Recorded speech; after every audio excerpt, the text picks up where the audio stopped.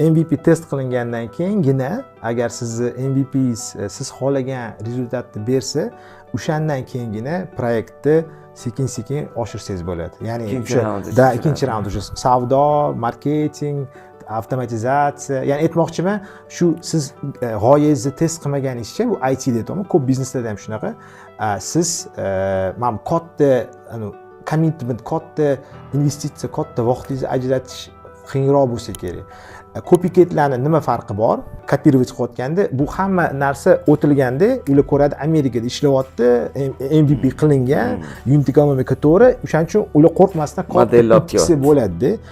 Shu farq bor. Misol uchun agar magazin ochsangiz ham yoki bilmadim, mebel sex ochsangiz ham bilasizki, bu уже ko'plada ishlaydi. Xuddi Uzum O'zbekistonda ishlash uchun yo'lda отработкадан o'tgan. Lekin ular adaptatsiya qilishadi. Adaptatsiya qilishadi. Lekin mana borib Bobur akam aytib berdilar, ular copycat qildilar. Airbnb'ni Rossiyada muammo bo'ldi, yopildi biznes.